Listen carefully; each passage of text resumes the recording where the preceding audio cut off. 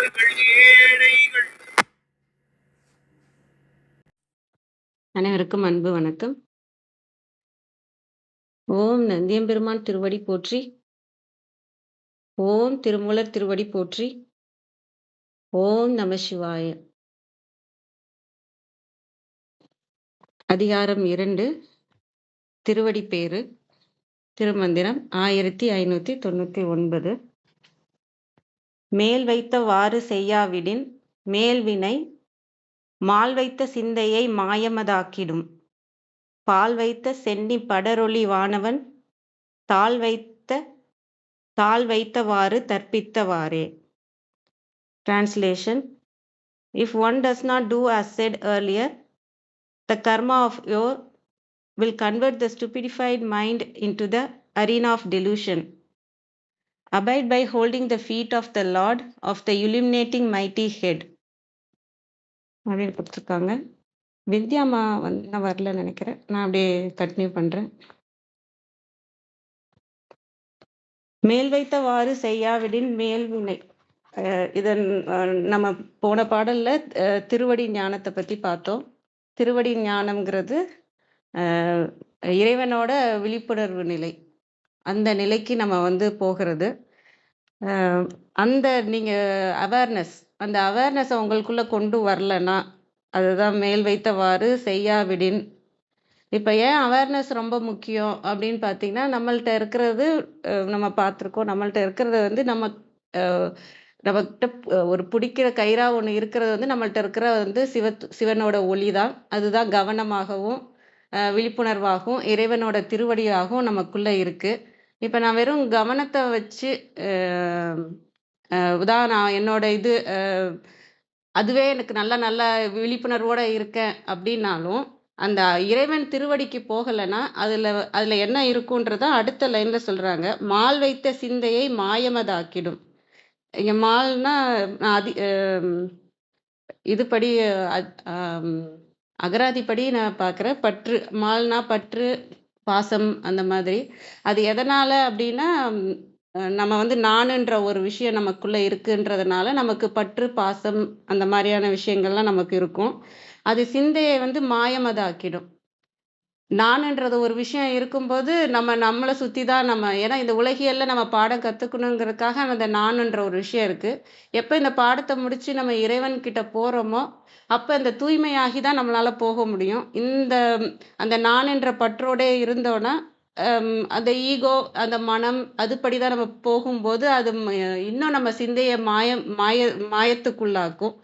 அப்போ நம்மளால இந்த இறைவன் அடியை சேரவே முடியாது இல்லையா? அதனால அவேர்னஸ்ன்றது இறைவனோட திருவடியை சேரணுங்கிறது எவ்வளவு முக்கியம் அப்படிங்கிறத சொல்றதா இந்த பாடல் இருக்கு.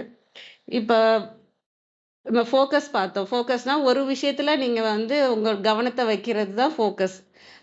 கான்ஷியஸ்னஸ்னா நமக்குள்ள எப்பயுமே இருக்கிறது இந்த உலகியலுக்காக இந்த உடம்புக்குள்ள எவ்வளவு ஆக்சஸ் பண்ண முடியும் அந்த திருவடியை, அந்த அளவுக்கு நமக்கு இருக்கிறதா கான்ஷியஸ்னஸ், நிலவாக இருக்கிறது. அதுல என்ன ஒரு இது இருக்குன்னா அதுல நானுன்ற ஒரு விஷயம் இருக்கு. அந்த நிலவா இருக்கிறதுல, சூரியனா இருக்கிறதுல நானுன்ற ஒரு விஷயம் இல்லை. அப்ப இந்த கான்ஷியஸ்னஸ்ல இருந்து நீங்க அவேர்னஸ் போனாதான் அந்த தூய்மையான ஒரு விஷயத்துக்கு நீங்க போக முடியும். இப்ப நீங்க ஈகோல இருந்து பார்க்கும்போது என்னன்னா, நீங்க என்ன ரோல் பண்ணிட்டு இருக்கீங்களோ, ஒரு அம்மா ரோல் பண்றோம்னா அம்மாவா இந்த உலகத்தை அந்த கண்ணாடியை போட்டு பார்ப்போம். அதுக்கு தகுந்த மாதிரியான விஷயங்கள் நம்ம செய்வோம். இல்ல எந்த ரோல் நம்ம எதெல்லாம் நம்ம நல்லது கெட்டது அப்படின்னு நம்ம வினைகளா கொண்டு வந்திருக்கிறோமோ, பல பிறவிகள்ல இதுதான் நல்லது, இதுதான் கெட்டது, இப்படிதான் நடந்துக்கணும் அப்படின்ற மாதிரி நம்ம கொண்டு வந்திருப்போம் இல்லையா? அதுபடிதான் நடப்போம். இல்லை ஈகோ பெருசா இருந்ததுன்னா நான் தான் பெரியவன், என்னை மதிக்கிறது தான் இங்க முக்கியம் அப்படின்னு சொல்லிட்டு அந்த வழியில நம்ம நடந்து போயிட்டு இருப்போம். இது எதுவுமே இறைவனோட நம்மளை சேர்க்காது. நம்ம பார்க்குற விஷயங்கள் இங்கே எல்லாரையுமே சமமா பார்க்கறது எப்போ வரும்னா அந்த அவேர்னஸ்க்கு வந்த பிறகுதான் எல்லாரையும் சமமா பார்க்க முடியும். ஏன்னா இங்க நானுன்ற ஒரு விஷயம் இருக்கு இல்லையா? அப்போ நம்ம ஈகோன்றதா ஈகோவோட திருவிளையாடல் தான் இங்க நானுங்கிற வச்சுதான் நம்ம அந்த பாடத்தையே கத்துக்கிறோன்றப்ப நமக்கு கீழே வேலை செய்யறவங்கள நமக்கு கீழே தானே இருக்கிறாங்கன்ற மாதிரியான நம்ம அந்த இடத்துல இருந்து பார்க்கும்போது இன்னும் வினைகள் சேரதா செய்யும். மிருகங்களை பார்க்கும்போது அதை விட நான் மேல் பிறவி அப்படின்னு நினைக்கிறது. இல்ல ஒருத்தங்கள நம்மளோட அறிவுலயோ, வயதிலயோ, அழகுலயோ, மதிப்புலயோ, ஸ்டேட்டஸ் சொல்றேன். ஸ்டேட்டஸ்லயோ ஏதோ ஒண்ணுல நம்மள விட கீழ இருக்கிறாங்கன்னு நம்ம நெனைக்கிறதே நமக்கு வினை தான் அது. அது எந்த ஒரு விஷயமாக இருந்தாலும் சரி. ஏன்னா அது உண்மை இல்ல இல்லையா? அந்த அந்த நம்ம எப்படி அந்த எண்ணம் நமக்குள்ள இருந்தாலே அதுக்கான வினைகள கண்டிப்பா நம்ம செய்வோம். அது எண்ணத்தால இருந்தா கூட அந்த வினைகள் நம்மளுக்கு சேரதான் செய்யும். அப்ப அதுக்கு தகுந்த மாரி எப்ப நான் இன்னொருத்தவங்கள வந்து நான் எனக்கு கீழன்னு நெனைக்கிறேனோ, அப்பயே அதுக்கான செயல்கள செஞ்சு இந்த மாயத்துக்குள்ளே தான் சிக்கி இன்னும் வினைகள தான் நான் சேர்த்துக்கிட்டே போவோம். ய அ அடுத்த லைன்ல என்ன சொல்றாங்க பாருங்க, "பால் வைத்த சென்னி படரொளி ஆனவன் படரொளி வானவன்." அந்த அவேர்னஸ சொல்றத நான் இங்க பார்க்குறேன். பால் வைத்த அதுல வந்து பியூர் அவேர்னஸ் அது வந்து. ஏன் அது வந்து சுத்தமாக இருக்கு அப்டின்னா, அங்க நானுன்ற ஒரு விஷயம் இல்லங்கிறதுனால பற்றுன்ற ஒரு விஷயம் இல்ல. இங்க எல்லாத்தையும் சமமா அன்புல தான் பார்க்க போறோம். உலகத்தையே. அப்ப எனக்குன்ற வர வினைகள் எதுவுமே இங்க இல்ல. நம்ம எல்லாத்தையும் ஒண்ணா தான் பார்க்குறோம். எந்த கண்ணாடியும் போட்டு நம்ம பார்க்கல. எந்த ஒரு ஃபில்டரும் நம்ம போடல. இதுதான் உலகம். இதெல்லாம் நல்லது, இதெல்லாம் கெட்டது அப்படின்னு அந்த நல்லது, கெட்டதுன்னு ஒரு கண்ணாடிய போட்டு நம்ம பார்க்கல. எல்லாரும் ஒண்ணுதான். எல்லாரும் இங்க அன்பு மட்டும் தான் இங்க உண்மையா இருக்குன்னு அந்த உண்மை நிலையிலிருந்து, அந்த தூய நிலையிலிருந்து, அந்த அந்த நிலையிலிருந்து நம்ம உலகத்த பார்த்தா தான் நம்மளால இறைவன் திருவடிய சேர முடியும்.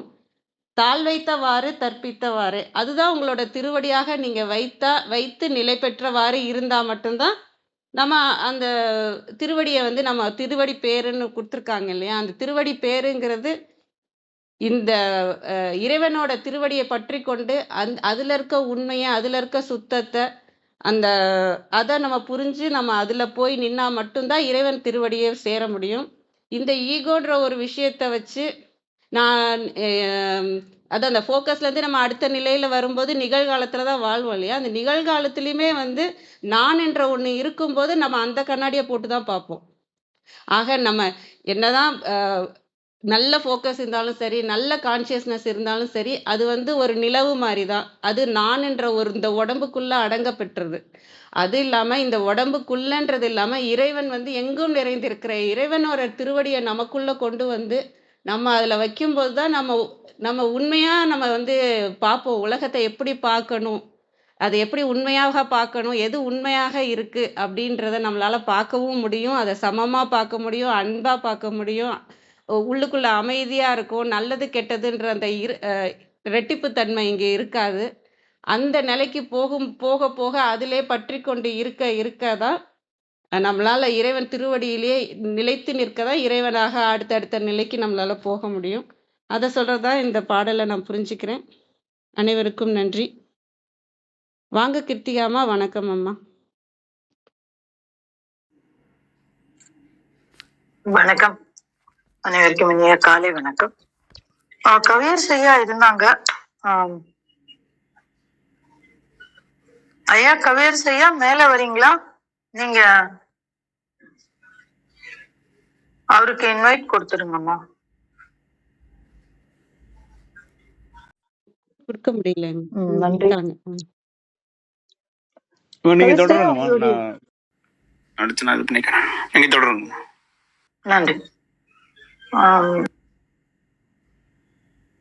பாடல் வந்து வாசிச்சாச்சு. கிளபோசிஸ் மாதிரி ஆயிடுச்சு நினைக்கிறேன்.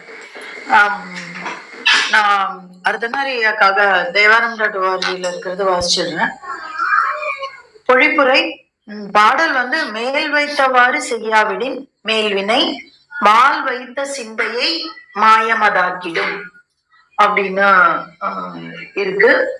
அதுக்கப்புறம் பால் வைத்த சென்னி படரொளிவானவன் தாழ் வைத்தவாறு தரிப்பித்தவாறு அப்படிங்கிறதுதான் மந்திரம். அதுக்கு பொழிப்புரையாக எம் குறவர் எம் தலைமையில் தம் திருவடியை சூட்டிய அந்த முறையை செய்யாவிடி அவர் அருள் செய்த பின்பும் வினைகள் தோன்றி முன்பு மயங்கி இருந்த உள்ளத்தை மீளவும் அப்பழக்கம் பற்றி மயக்கமுற செய்யும். அதனால் பிறை முடித்த பேரொளி வடிவனன் ஆகிய சிவபெருமான் குருவாகி வந்து தனது திருவடியை சென்னிமேல் வைத்தது போல சிந்தையிலும் நீங்காது தங்குவித்தான் அப்படின்னு சொல்றாரு. குறிப்புரை வந்து சஞ்சிதம் தீக்கையாலும் பிராரார்த்தம் நுகர்ச்சியாலும் கெட ஆகாமியம் ஞானத்தாலே கெட வேண்டுதலின் இவ்வாறு செய்தான் அப்படின்னு 3 வினைகளினுடைய ஒரு நீங்கக்கூடிய முறைகளை சொல்றாங்க. என்ற வினை உடலோடேகும் இடை ஏறு வினை தோன்றில் அருளே சுடும் என்றது காண்க அப்படின்னு ஒரு பாடலினுடைய குறிப்பு கொடுத்திருக்கு. இதனுள் இணை எதுகை வந்தது. இதனால் திருவடி சூட்டல் தரிப்பித்தல்களின் இன்றியமையாமை கூறப்பட்டது அப்படிங்கிறது குறிப்புரையாக இருக்கு. இப்ப இந்த மந்திரம் நம்ம பார்க்கணும் அப்படின்னாக்க மேல் வைத்தவாறு செய்யாவிடில் அப்படின்னு இருக்கு. இது 2 விதமா பார்க்கலாம். ஒண்ணு மேலே சொன்ன முறையில் என்னெல்லாம் சொன்னாரு அப்படின்னாக்க அவர் எப்படி நம்மை ஆட்கொண்டார் அப்படிங்கிறது, எப்படி ஆட்கொள்ளுவார் அப்படிங்கிறது நம்ம பார்த்தோம். என்ன சொன்னாரு? நாட்டத்தும் சிரத்தும் அப்படி எல்லாம் சொன்னாரு இல்லையா? அதுக்கப்புறம் என்ன பண்ணாரு? கதி உண்மைகளை நமக்கு விளக்கி தந்தார் அப்படின்னு. இப்ப இந்த கதி அப்படிங்கும் போது நம்ம ஒரு பார்வை பார்த்தோம். என்ன அப்படின்னா, மூச்சு அப்படிங்கிறதுக்கு கதின்னு ஒரு பேர் இருக்கு. அது மேல் நோக்கி செல்லக்கூடியது அப்படின்னு பார்த்தோம். சோ இது இந்த வகையில எல்லாம் அப்படின்னு சொல்லிட்டு நம்மை இருளை அகற்றி ஆட்கொண்டார் அப்படின்னா அதான் இந்த மேல் வைத்தவாறு அப்படின்னு சொல்றது. இது ஒண்ணு. இரண்டாவது, நம்மளுடைய இயக்க சக்தியான குண்டலினி மேல் வைத்தவாறு, அப்ப அது கீழே இருக்கக்கூடாது. மூலாதாரத்துல அந்த தன்மையிலேயே இருக்கணும். கீழே இருக்காதுன்னா என்ன அர்த்தம்? கீழே இருக்கக்கூடாதுன்னா என்ன அர்த்தம்? அங்கேயே உட்காந்துடக்கூடாது. அந்த தன்மையிலே மூலாதாரத்தினுடைய இயல்புலயே இருக்கக்கூடாது. என்ன பண்ணணும்? மேலே செல்ல வேண்டும். அந்த செல்லும் போது பாதையில் இருக்கக்கூடிய அனைத்து மலங்களையும் நீக்கிவிட்டு அந்த தூய திருவடி வைத்த நிலையில் இருக்க வேண்டும். அப்போ அதுதான் அந்த இடத்துல சொல்றாங்க. எப்ப பாரு குண்டலின் தலை மேல நிற்காது. ஆனா மேல போய் கீழே இறைவனுடைய அருளினால் திருவடியை பற்றி கொள்ளுவென்றால் அது எங்க இருந்தாலும் அதனுடைய சக்கரத்தினுடைய இயல்புல இருக்காது. மூலாதாரத்துக்குன்னு ஒரு இயல்பு இருக்கு, சுவாதிஷ்டானம் மணிப்புரகத்துக்குன்னு ஒரு இயல்பு இருக்கு. அப்ப அந்த இடத்துல எந்த இடத்துல வேணா இருக்கலாம். ஆனால் அதனுடைய தன்மை எப்படி இருக்கணும்னா தூய திருவடியை பற்றி கொண்ட ஒரு தன்மையாக இருக்க வேண்டும். அதுதான் சொல்றாரு. அதுவும் சொல்லலாம். மேல் வைத்தவாறு செய்யாவிடில் மேல்வினை மால் வைத்த சிந்தையை மாயமதாக்கிடும் அப்படின்றாரு. அப்ப நம்ம என்ன பண்ணோம்? மேல்வினை அப்படிங்கறது நம்ம தேவாரம் டார்ஜில அழகா கொடுத்திருக்காரு. ஆகாமிய கர்மம் அப்படிங்கிறாரு. அப்ப நம்ம இந்த செய்யக்கூடிய அனைத்து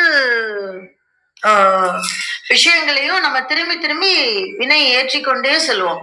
நான் செய்யறேன், நான் பண்றேன், அந்த தன்மை மாறிடும். அந்த அந்த அந்த தன்மை இல்லாம இறைவன் செய்யக்கூடிய செயல், நான் கருவி அப்படிங்கிற ஒரு எண்ணம் வந்துருச்சுன்னு வச்சுக்கோங்களேன், அந்த வினை நம்மை சேராது. நேற்றே அதற்குண்டான ஒரு வழியை நம்ம பார்த்தோம் இல்லைங்களா? என்ன சொன்னாரு? சிறை மலம் மீட்கும் அப்படின்னு சொன்னாரு. தின் சுத்தி முத்தியே அப்படின்னாரு. அப்புறம் சிவமாக்கு விக்கும் அப்படின்னாரு. அப்ப அவரு சிவமாக்கி விட்டால் நம்ம செய்யற வினை எப்படி நமக்கு சேரும்? அது யாரோட பாக்கெட்டுக்கோ தான் போகும். யாரோட பாக்கெட்டுக்கு? அந்த இறையம்பெருமானியனுடைய பாக்கெட்டுக்கு போகும். அப்போ அந்த மாதிரி. அப்போ அப்படி இல்லாம இத்தனை நடந்ததுக்கு அப்புறமும் நம்ம இன்னும் நான் செய்யறேன், என்னுடைய பொருள், என்னுடைய சுற்றம், என்னுடைய குடும்பம் அப்படின்ற ஒரு தன்பால் உணர்வு இருந்ததுன்னா என்ன ஆகும் அப்படின்னாக்க மால் வைத்த சிந்தையை மாயமதாக்கிவிடும். எது மால் வைத்த சிந்தை? நம்மளுடைய இயல்பு வாழ்க்கையில் இந்த உலக வாழ்க்கையோடு ஒட்டி இருக்கக்கூடிய சிந்தை. அதனாலதான் மால் வைத்த சிந்தை. அது முழுக்க மாயமா ஆக்கிடும். என்ன ஆக்கிடும்? அது மீண்டும் இந்த உலக வாழ்க்கைக்குள் நம்ம. அப்ப அவ்வளோ பெரிய அனுபவம், இறையபெருமானை பற்றுக்கொள்ளக்கூடிய தன்மை, உன்னுடைய சஞ்சித பிராரார்த்த வினைகள் எல்லாம் நீங்கிடுச்சு. அதுக்கப்புறமும் நம்ம இந்த தன்னுணர்ச்சியோடு இருப்போம் என்றால் அதுக்கு எல்லாம் வேஸ்ட். திருப்பி பறக்கதான் வேணும். திருப்பி பிறந்து திருப்பி அவருடைய காலடியை பற்றிப்போம். இன்னும் ஒரு பிறவி ஆகும்.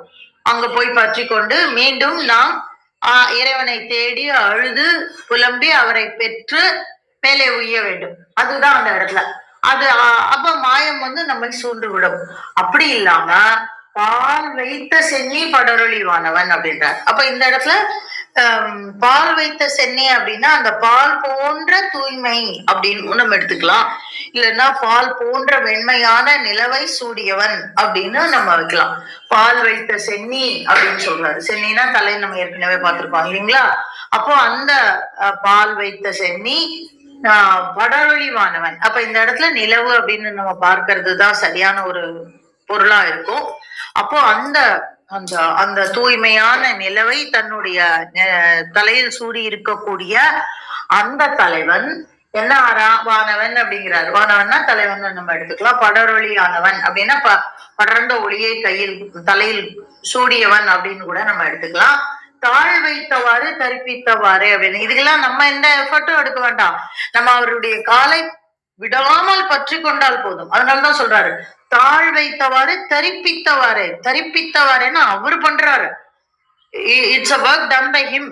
தரிப்பித்தல் அப்படின்னா மத்தவங்க பண்றது, தரித்தல் அப்படின்னா நம்ம பண்றது, தரிப்பித்தல் அப்படின்னா அவரு பண்றது. அப்போ அவர் பண்ணிப்பாரு. அவர் ஹீல் டூ இட். நம்ம என்ன பண்ணணும் அப்படின்னா அவரோட காலை விடாம புடிச்சுக்கணும். எப்படி ஒரு இதுல பண்ணும்போது நம்ம பார்ப்போம், ஒரு மரத்துல தொங்குறோம் அப்படின்னா நம்ம வேலை எல்லாமே அந்த கிளைய நல்லா புடிச்சுக்க வேண்டியதுதான். அப்பனா கீழே விட மாட்டோம். கிளைய பிடிச்சுக்கலன்னா விட்டுருவோம். அப்ப அந்த பிடித்தல் நம்முடைய வேலை. ஆனால் கீழே விழாம வச்சுக்கிறது அந்த இறைவனுடைய செயல். அப்ப அந்த மாதிரி அவருடைய தாளை நாம் பற்றி கொண்டால் போதும். அப்ப இந்த இடத்துல இந்த மாயமதாக்கிடம் அப்படிங்கிற ஒரு வார்த்தைக்கு நம்ம இன்னொரு பொருள் கூட பார்க்கலாம். அப்ப இந்த பொருள் மந்திரத்தினுடைய பொருள் இன்னும் கொஞ்சம் ஆழமா போகும். என்ன போகும் அப்படின்னாக்க மால் வைத்த சிந்தையை மாயமதாக்கிடும். அப்போ அந்த மால் வைத்த சிந்தையை, அதாவது அந்த உலகிலான சிந்தையை கூட மாயமதாக்கிவிடும்.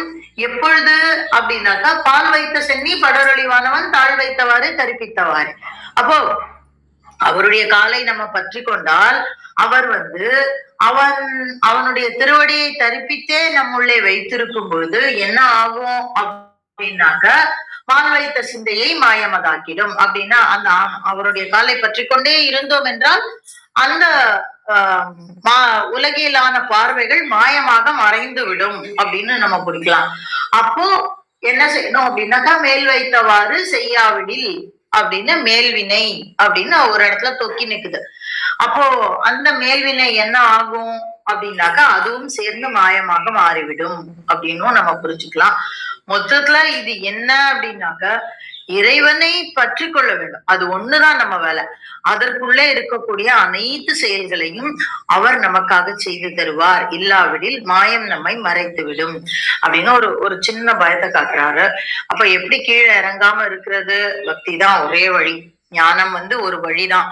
ஆனா அந்த ஞானத்துல ஒரு செருக்கு சேர வாய்ப்பு இருக்கு. அதனால பக்தி தான் மிகப்பெரிய வழி. அதை அடுத்த மந்திரத்துல சொல்லுவாரு. அற்புதமான மந்திரம். அதை உங்களோடு பகிர கிடைத்த இந்த காலை வேளைக்கு நன்றி சொல்லி என்னுடைய பகிர்தலை முடித்துக் கொள்கிறேன். நன்றி. நன்றிங்கம்மா. மிக அருமை. நிறைய பார்வை அந்த ஒவ்வொரு வார்த்தையும் அந்த சைட்ல போட்டு அந்த மாதிரி மேல இருந்து எடுத்து அந்த மாதிரி பல பார்வையை எடுத்து கொண்டு வந்தீங்க. மிக்க நன்றிங்கம்மா. நிறைய கத்துக்கிறோம். வாங்க கவியரசு ஐயா. வணக்கம் ஐயா. வணக்கங்கம்மா. அனைவருக்கும் வணக்கம். இன்றைய மந்திரம் நீங்க 2 பேருமே நல்லா அருமையா விளக்கம் சொல்லியிருக்கீங்க. என்னுடைய ஒரு சில கருத்து மட்டும்தான். இதுல நம்மளுடைய 4வது வரியில தாழ் வைத்த ஆறு தரிப்பித்த ஆறே. இதுல எனக்கு ஒரு புரிதல் என்ன ஏற்படுதுன்னா, முதல் வரியில சொல்லக்கூடிய ஆறு அப்படிங்கிறது என்னவா இருக்கு அப்படிங்கிறத யோசிச்சா, இது மேல் வைத்த ஆறு செய்யாவிடில் மேல்வினை. அதாவது திருவடி இங்க விளக்க என்ன சொல்லியிருக்காங்கன்னா, திருவடி நமக்கு அருளிய அந்த திருவடி அந்த திருவடிய நம்ம முறையா செய்யாம இருந்தா நமக்கு வினை சேரும் அப்படிங்கிறதா. இப்ப கிருத்திகா அம்மா கூட சொன்னாங்க, இந்த குண்டலினி சக்தி நம்மளுடைய 6 ஆதாரங்கள்ல மேல ஏறுறதா. இதுல இந்த 3வது வரியும் 4வது வரியும் பார்க்கும்போதுதான் அந்த முதல் வரி மேல் வைத்த ஆறு அது அமைச்ச இந்த திருவடியோட அமைந்த முறைய சொல்றாங்களா, இல்ல ஆறு அப்படிங்கிறது என்னுடைய பார்வைக்கு 6வது சக்கரமான ஆக்ஞா சக்கரம். மற்ற சக்கரங்கள் எல்லாம் ஒவ்வொரு அக வாழ்க்கைக்கு புற வாழ்க்கைக்கு உதவக்கூடிய சக்கரங்கள். ஆக்ஞா வெளிப்படையும் போதுதான் நம்ம அடுத்த நிலைய இந்த புற வாழ்க்கையிலிருந்து அக வாழ்க்கையில உள்ள இந்த ஸ்பிரிச்சுவல் இதுல உள்ள என்டர் ஆகுறது. இப்போ இந்த ஆக்ஞா சக்கரம் வெளிப்படையணும் அப்படின்னா அதுக்கு என்ன செய்யணும், அது அது ஏனைய மந்திரங்கள்ல அதுக்கான வழிமுறைகள்லாம் சொல்லியிருக்காரு.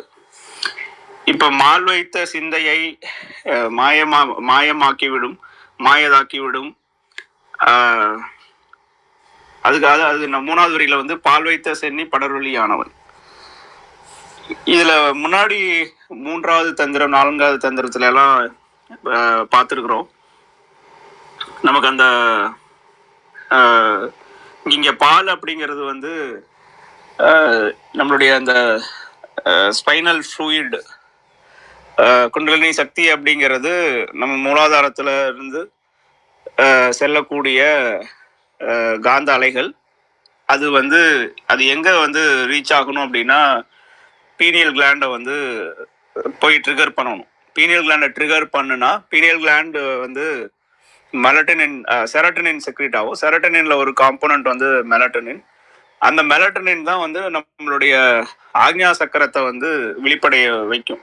இது சயின்டிஃபிக்காகவும் மெடிக்கலாகவும் இதுதான் வந்து ரீசன்.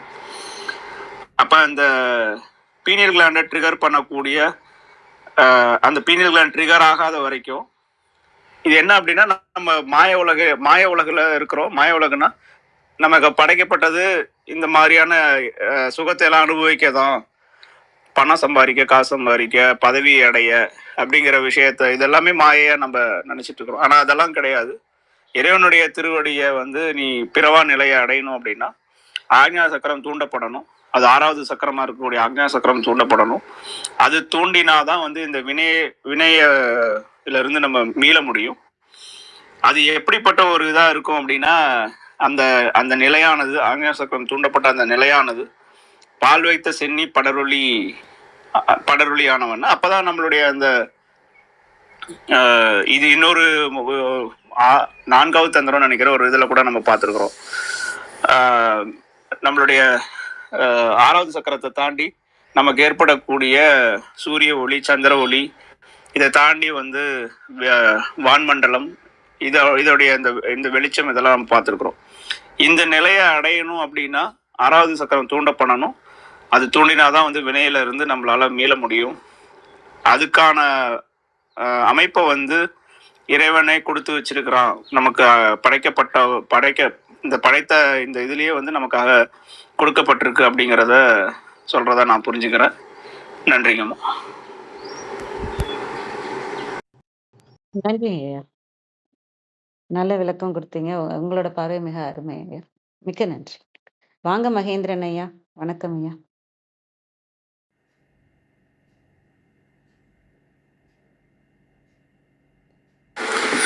வணக்கம், அனைவருக்கும் வணக்கம்.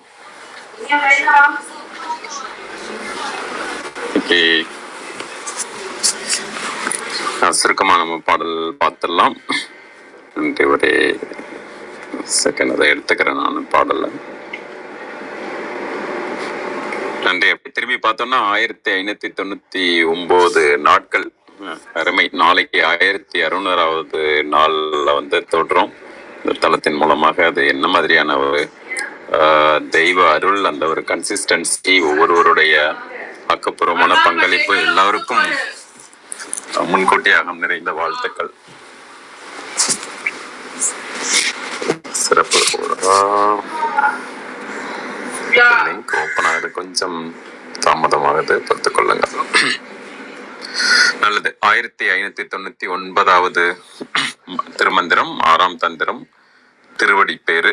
இந்த திருவடி பேரு முழுக்க நேற்றும் பார்த்தோம். எப்படி அந்த நமக்கு அந்த திருவடியை மட்டுமே பற்றி கொண்டால் என்னென்னலாம் நடக்கும் அப்படிங்கிறத வந்து பார்த்தோம். அதோடைய அடுத்த பாடலா நமக்கு இருக்கிறது.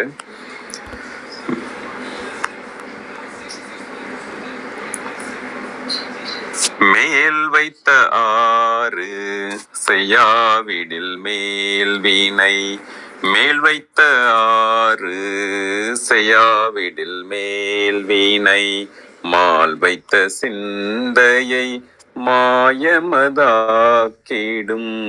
மால் வைத்த சிந்தையை மாயமதாக்கிடும் பால் வைத்த சென்னி படர் ஒளியானவன் பால் வைத்த சென்னி படர் ஒளியானவன் தாழ் வைத்த ஆறு தரிப்பித்த ஆரே தாழ் வைத்த ஆறு தரிப்பித்த ஆரே மேல் வைத்த ஆறு செய்யாவிடில் மேல் வினை. முன்பே எல்லாரும் இந்த பாடல பார்த்திருப்போம்.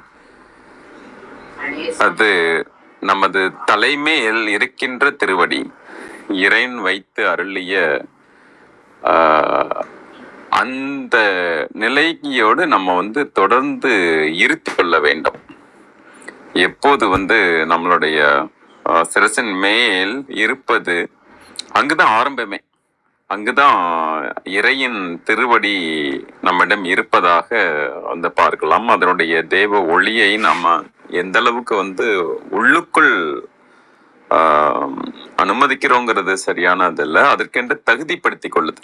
அந்த தகுதிப்படுத்திக் கொள்ள எல்லாமே நன்மை நடக்கும் அப்படிங்கிறது பார்க்கிறோம். இது நமக்கு சொல்ற விளக்கம்,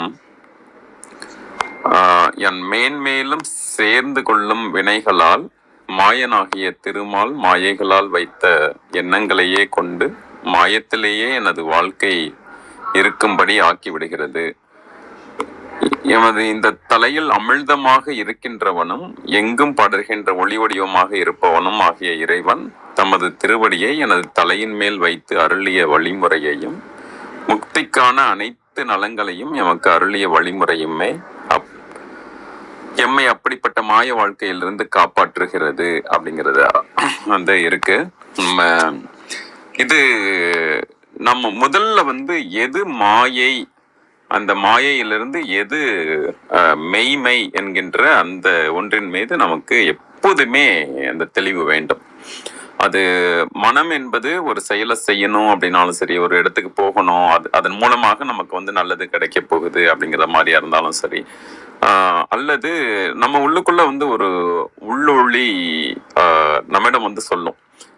அந்த இறையின் ஒளியாக, அதாவது இந்த ரியல் மாஸ்டர் இஸ் இன்சைட் அப்படின்னு சொல்லுவாங்க. நம்மளுடைய இதயத்துக்குள்ளதான் இருந்து கொண்டிருக்கிறான். அப்போது உள்ளுக்குள்ள இருக்கிறத நம்ம உணரல அப்படின்னா, இந்த நம்மளுடைய ஐம்புலன்களே ஐம்புல கல்வன் என்கிறார் அல்லவா நம்ம ரமண மகரிஷி. அது மாதிரி பல இடங்கள்ல நம்ம அதற்கென்று அந்த மாயையில சிக்கிக்கிட்டோம் அப்படின்னா நம்ம உள்ளுக்குள்ள இருக்கணும் தெரியாது. உள்ளுக்குள்ள மட்டும் இல்ல, பால் வைத்த சென்னி படர்வொளி ஆனவன் அப்படின்றது. அப்போ எங்கு இருக்கிறான் என்றால் நம்மளுடைய அந்த திருவடியில், நம்மளுடைய சென்னியில், அதாவது நம்ம உச்சந்தலையில் நமக்கு படர் ஒளியாக இருக்கின்ற அந்த பீனியல் கிளாண்ட், அந்த அதுல நமக்கு உள்ளுக்குள் உணரதான் நமக்கு அந்த ஒரு ஒளியை நாமும் உணர முடியும். நமக்கான அவன் அருளாலே அவன் தாழ் வணங்கி என்பது போல அவன் தாழ் நம்முடன் இருப்பதை உணர வேண்டும். உணர்ந்து கொண்டு அந்த மாயிலிருந்து தப்பிக்க வேண்டும். அதன் மீது அப்போது அந்த வினையின் மூலமாக அடுத்தடுத்த மாயங்கள் சூழ்கின்ற வகையில் நமது நிலையில இல்லாம, அதாவது எண்ணங்களாலே எண்ணங்களை வெல்வது அப்படிங்கிறது. அப்போ எத்தனையோ நம்மிடம் இருக்கிற அந்த ஒரு billions of bits of information ஒவ்வொரு முறையும் ப்ராசஸ் ஆகிட்டே தான் இருக்கு. ஆனா நம்ம எதன் மீது கவனம் வைக்கிறோமோ அப்போது அதன் மீது ஆற்றல் பெருகும். அதுல ஆங்கிலத்தை சொல்லுவாங்க, இந்த மாதிரி wherever your focus goes your energy flows, where energy flows everything grows அப்படின்னு. அப்போ நம்மளுடைய நோக்கம் முழுக்க இந்த திருவடியின் மீது இருப்பதாக நம்ம வைத்துக் கொள்ள வேண்டும். அப்போது அந்த மாயையிலிருந்து நம்மை நாமே காப்பாற்றிக் கொள்ள வேண்டாம். ஒரு பிரார்த்தனைகளில் ஒரு உச்சமான உயர்வான ஒரு பிரார்த்தனையாக ஒன் ஆஃப் மை மென்டர்ஸ் வந்து சொல்லுவாரு. அது என்ன அப்படின்னா, இறைவா என்னிடமிருந்து என்னை காப்பாற்று அப்படிங்கிறது. அதாவது நம்மிடமிருந்து நம்மை காப்பாற்றுதல்னா என்ன அப்படின்னா, நம்மளுடைய அந்த உயர்ந்த வெர்ஷன் இருக்குல்ல, நம்மளுடைய அந்த ஹையர் டைமென்ஷன் ஆர் ஹையர்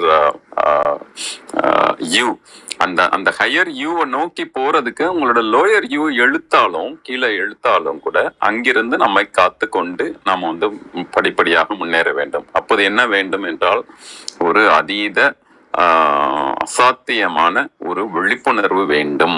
அந்த விழிப்புணர்வோடு இருந்தோம் என்றால் அந்த மாயிலிருந்து நம்ம அடுத்த நிலைக்கு போகலாம் என்பது ஒரு உள்கருத்து. இது பாடல் சொல்கின்ற பல கருத்துகள் இருந்தாலும் கூட. நன்றி, அருமையான ஒரு பாடலுக்கு. நன்றி ஐயா, மிக அருமை, மிக்க நன்றி. வாங்க பிரணவன் ஐயா, வணக்கம் ஐயா. வாங்க அர்த்தநாரி ஐயா. இன்னும் நிறைய சிறப்பானவர்கள் இருக்கிறாங்க கீழே. அவங்க வேற ஏதாவது சொல்றாங்களா அல்லது கேக்குறாங்களா அப்படின்னு கேட்டுக்கலாம். அதுக்கப்புறம் ஓதி நிறைவு பண்ணிக்கலாம். யாரோ ஏதாவது சொல்றீங்களா? சரி, இந்த பாடலுக்கான விளக்கம் அப்படின்னு பார்த்தோம்னா, அபிராமி அந்தாதியோட 6வது பாடல்ல தொடங்கி 11வது பாடல் வரைக்கும் அப்படியே தொடர்ந்து விடாமல் ஓதிக்கிட்டே இருந்தோம்னா இதற்கான இன்னும் விரிவான பொருள் நமக்கு கிடைக்கும். ஆனா நமக்கு காலத்தினுடைய அனுமதி அது மாதிரி இல்லை. அதனால 6வது பாடலும் 11வது பாடலும் மட்டும் ஓதி நிறைவு பண்ணிக்கலாம். சென்னியது உன் பொன் திருவடி தாமரை, திருவடி தாமரை, சென்னியது உன் பொன் திருவடி தாமரை, சிந்தை உள்ளே மன்னியது உன் திருமந்திரம், சென்னியது உன் பொன் திருவடி தாமரை, சிந்தை உள்ளே மன்னியது உன் திருமந்திரம், சிந்துர வண்ண பெண்ணே முன்னிய நின் அடியாருடன் கூடி, சிந்துர வண்ண பெண்ணே நாள்தோறும் கேள்வி ஞானத்தில் உன் அடியாருடன் கூடி, முறை முறையே பண்ணியது என்றும் உந்தன் பரமாகமபத்ததியே. இது 6வது பாட்டு. 11, ஆனந்தமாயன் அறிவாய் நிறைந்த அமுதமுமாய் வானந்தமான வடிவுடையாள் மறை நான்கினுக்கும் தானந்தமான சரணாரவிந்த தவள நிற கானந்தம் ஆடரங்காம் எம்பிரான் முடி கண்ணியதே, கானந்தம் ஆடரங்காம் எம்பிரான் முடி கண்ணியதே, கானந்தம் ஆடரங்காம் எம்பிரான் முடி கண்ணியதே. ஆடும் பரிவேல் அணிசேவலென பாடும் பணியே பணியாயருள்வாய். சிவா திருச்சிற்றம்பலம். வாழ்க சீர் அடியாரெல்லாம். நன்றி. அற்புதம் ஐயா, அற்புதம். ரொம்ப நல்லா இருந்துச்சு, மிக்க நன்றிங்க ஐயா. நிறைவு செஞ்சுக்கலாங்களா? யாரும் எதுவும் சொல்றீங்களா? கேள்வி? அனைவருக்கும் நன்றி. இன்று எங்களுடன் இணைந்த அனைத்து உள்ளங்களுக்கும் எங்களது மனமார்ந்த நன்றிகள். மீண்டும் நாளை காலை 6:30 மணிக்கு சந்திப்போம். தலம் நிறைவு பெறுகிறது. திருமூலர் திருவடிகள் சரணம் சரணம். திருமூலர் திருவடிகள் சரணம் சரணம். திருமூலர் திருவடிகள் சரணம் சரணம். அனைவருக்கும் நன்றி. ஓம் நம சிவாய.